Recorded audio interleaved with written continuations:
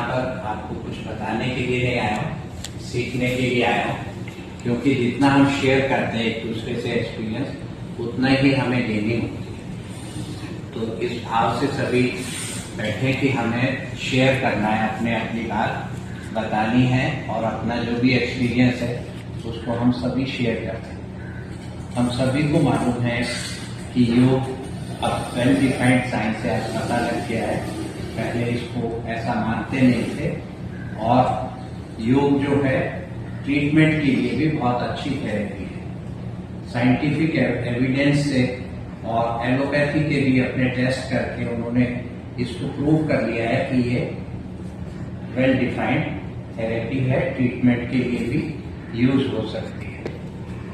5 तत्वों के होने के सिद्धांत पर, 5 प्राण होने के लिए, 5 उपप्राण होने के लिए, 5 कोश पर, सभी पर डिपेंडेंट है।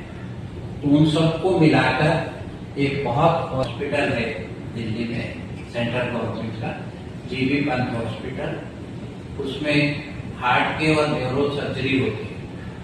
उसमें 20 साल पहले मैं भी उस टीम में हिस्सा लिया था। ऑपरेशन के सेकंड डे से ही हमने उनको गहरे लंबे श्वास और अनुलोम विलोम कराना शुरू किया। योग जो है हमारे को मदद पहुंचाता है।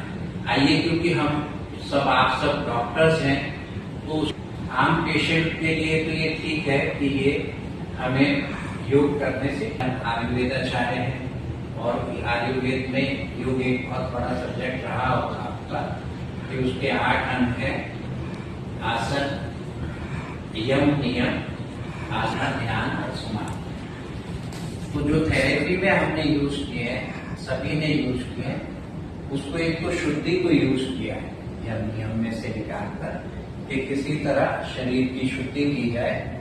उसको अभी हम इन योग को फिजिकल रूप में समझने की कोशिश करते हैं कि शुद्धि हम कैसे कर सकते हैं उसमें, कि हमने किसी तरह एनिमा दे के पेट साफ कर लिया, कुछ पिला के, ज्यादा पानी पिला के गुंजर कर लिया, सूत्र नीति से अपने रेस्पिरेटरी सिस्टम को क्लीन कर लिया, जल नीति से और रेस्पिरेटरी सिस्टम को क्लीन कर लिया, कुछ धोती खिला के या नोली क्रिया करके अपने डाइजेस्टिव ऑर्गन्स को हमने ठीक कर लिया।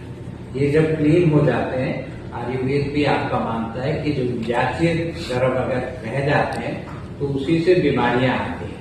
जब ये क्लीनलीनेस हो जाती है तो हमारा जो इम्यून सिस्टम है अपने आप से कार्य करता है और बीमारियां हमारी दूर हो जाती है।